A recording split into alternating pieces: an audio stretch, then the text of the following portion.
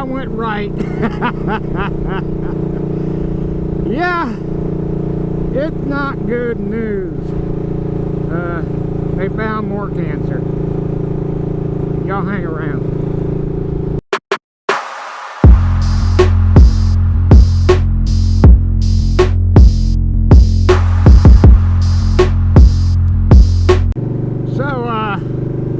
Before we get started on the topic, today's famous woman I'd like to date is going to be Elizabeth Shue.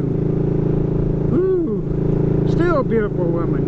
Back during the Karate Kid days and the other movies she was in when she was, younger and stuff, Adventures of Babysitting, such and such.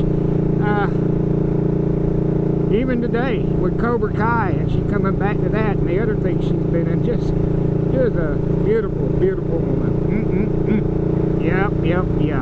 Not sure she's married, don't care, kind of thing. So, yeah, if you know how to get a hold of Elizabeth Shue, or anybody that might know somebody that could get a hold of Elizabeth Shue, can't talk, tell her, give me a call. Boom! Welcome aboard, everybody. While I sit here at this light cooking my brain like it's in a pressure cooker. Today's temperature is 93 degrees. Not too bad. At least stay in 103 like it's been, but 93 degrees. Today's temperature.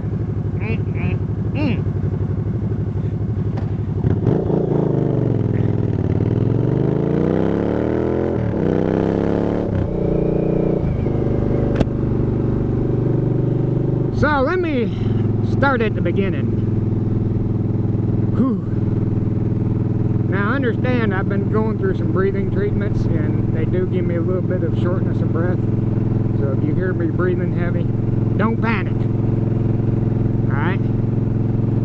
So I'm just out telling you what's happened. Tuesday, this last Tuesday, I usually edit on Tuesday as much as I can. I don't fully edit on Tuesday. I do what I call a rough cut on Tuesdays, and then I usually finish up editing on Wednesday or Thursday and post my stuff for Friday and Sunday.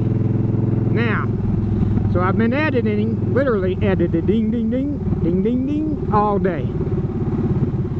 And so I was sitting there and I was done editing for today. It's like 8 o'clock, 7:30, something like that in the evening. I breathed in and felt a gurgle. And what do I mean by a gurgle? Felt, if you ever had something hung up in your throat like a little gurgle deal. So I coughed. And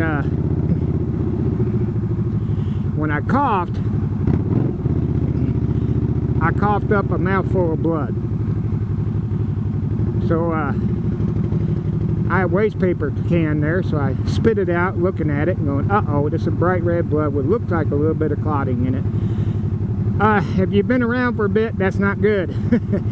The last time that happened, I actually stopped breathing twice, and they had to emergency intubate me and put me into a coma, all kind of stuff. So I tried to breathe and couldn't breathe. Only for a minute there. Once I coughed a little bit more, had a little blockage, I guess, a little bit more blood up, I was able to breathe. So instantly, went out the door, got my son and my daughter-in-law, and we headed to the emergency room because it's not a good deal, kind of thing. Now, I'm one of them, I wouldn't say lucky people. When I go to the emergency room, I usually don't have to sit in the ER or in the waiting room for hours and hours and hours waiting to be seen. They usually take me right in. And, okay, really? I thought it said school. Anyway, disregard that. So I went to the emergency room. Of course, they took me right in, got me in a room and started examining me. By about, like I said, this is about 7:30. By 10 o'clock, I was basically no longer coughing up blood. And so I sit there, and they done x-rays, the usual stuff, blood work, done a CT scan, Couldn't find anything. Nothing. Absolutely nothing. But because I was coughing up blood, they went ahead and admitted me so that they could do more tests. Like I said, this is Tuesday evening. It actually was morning. It was Wednesday morning by the time they admitted me into the hospital. So, you know, it's hard to sleep in the ER. A lot of stuff going on, even though you're in your own, you know, in a room. And so I finally got to a room about, I don't know, 7 o'clock in the morning, 8 o'clock in the morning. Hadn't slept, and that stuff. So the doctors and the nurses and all that stuff in the regular hospital started coming in doing their thing.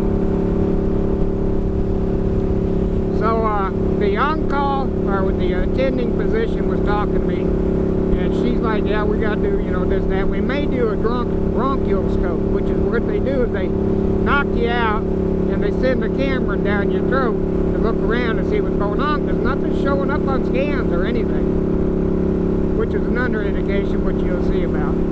So besides the normal tumor that I have, by the way, it shrank a little bit more. So anyways, it hadn't shrank in about 3 or 4 scans lately. It's been the same size, and now it shrank a little bit, not major, but it's still, you know, it shrank the tumor. So you know, they set me up. Then the pulmonary doctors come in, a team of them, and they're doing a little study thing and all that stuff, checking me out. And they decide, yeah, we're going to do a bronchioscope because they can't see anything that's indicating why I'm coughing up blood. Well, why I was coughing up blood. I'm no longer at that time. So we go in, and they said, we're going to set you up for it. This is Wednesday. They said, we'll do it Thursday, and this, that, and the other thing. And then I said, well, good, can I eat? I haven't ate. They didn't want me to eat because they didn't know what was going to happen. They go, well, if you haven't ate, we might do it today. Don't eat. So I hadn't ate since 6 o'clock in the evening the following evening. It was like 5 o'clock when they got around to doing the next day, and I still hadn't ate. So anyway, it doesn't hurt to lose a few pounds, kind of thing. So about 5 o'clock that evening, they got around to knocking me out and going in with the camera and looking around. So when I came to 6-ish, the only person in the room, the operating room, was a nurse. The doctors had all left. It was after 5 o'clock. They were headed home. You know, kind of thing. So I asked the nurse, I said, you know, I'm still a little bit loopy, a little bit off. I said, did they find anything? And she said, no, they didn't find anything. Of course, that's the nurse. Granted, she really didn't lie to me, I wouldn't say, because they didn't find anything in my lung. Okay? So, the next day, like I said, the doctors had all left. The next day, the pulmonary, well, one of the pulmonary doctors came in because they come around as a team, and he wasn't going to be able to be with the team for some reason. He said what they found was in my bronchial tube just before my lung was some damage from radiation. Now, what they were thinking maybe is, but back 4 weeks ago when I had the corona, the COVID, with the inflammation and all that stuff, that actually started bleeding then and went into my lung, and my lung finally decided, hey, let's get this stuff out of here, kind of thing. Okay, that's what possibly happened. That's what he was saying. He was saying all he could see that was bleeding was, it wasn't bleeding no more, but you could tell that it had been bleeding, was the radiation damage. That's all he could see. However, when the team came around, when the team of you know, lung doctors came around, they were saying, and they showed me the images of them sending the camera down there.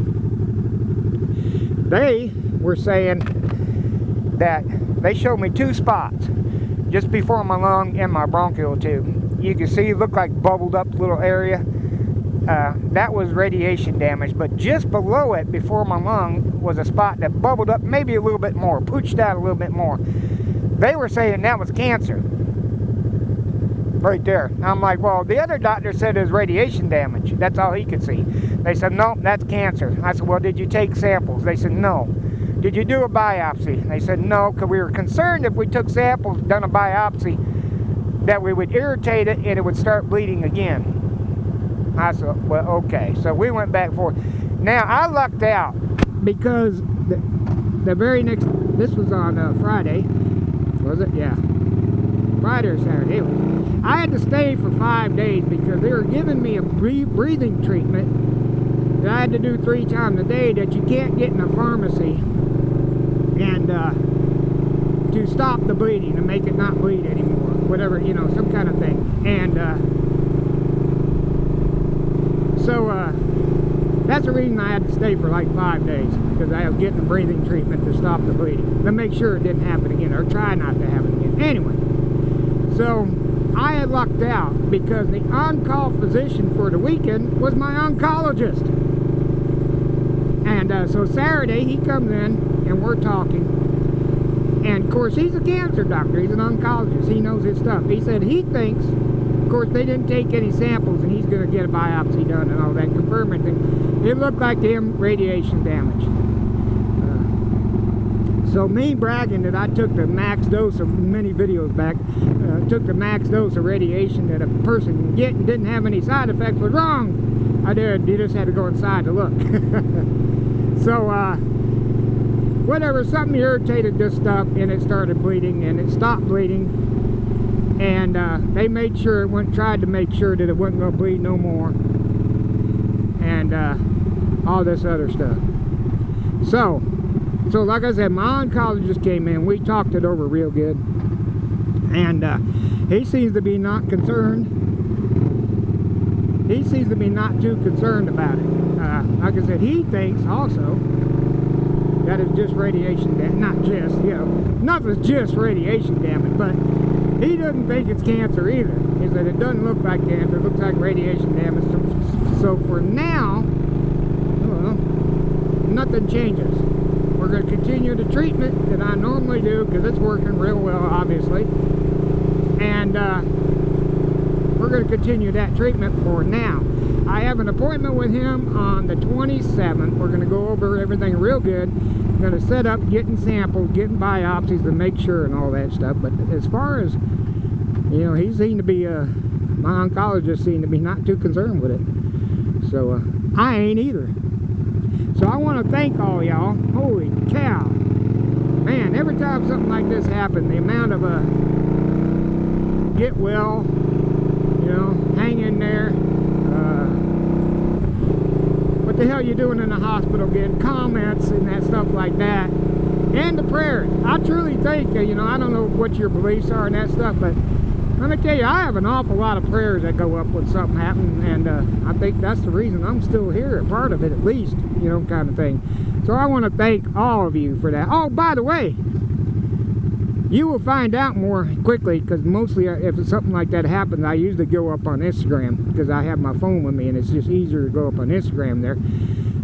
Everybody on Instagram that follows me knew about what was going on, or Shade Tree Surgeons Discord knew about what's going on. So definitely go to the link in my description to follow me on Instagram and Facebook and everywhere else. But yeah, they knew about what was going on first, and you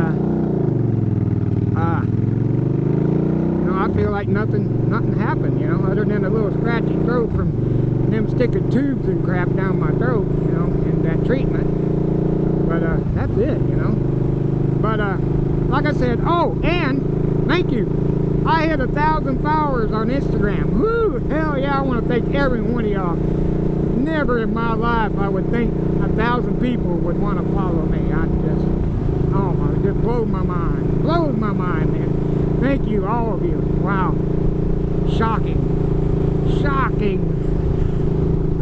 Cough. And yeah, so thank you everybody for getting me to 1,000 followers on Instagram. Now let's get me to 1,000 subscribers on YouTube. That close. That close. Let's get there. Let's get there. So I will continue with the normal, not the normal treatment, but the treatment I've been getting. You know, and we'll go from there. If anything changes come the 27th, if you follow me on Instagram, Facebook, or over on Discord, I'll alert you right then. But I doubt it.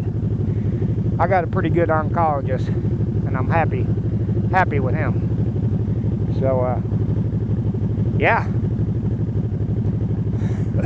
Let's wait for my, to do a red bomb under the overpass.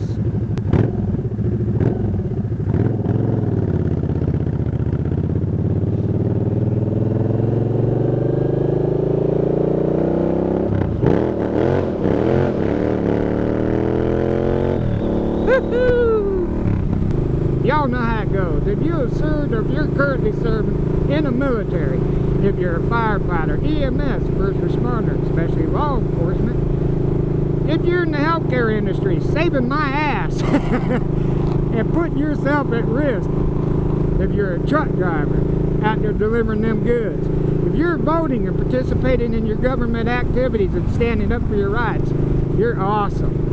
We appreciate everything you do for us and the sacrifices you and your families have made. Ladies, what the heck is going on here? Okay, everybody's turning. Ladies, flash a stranger today. Boom.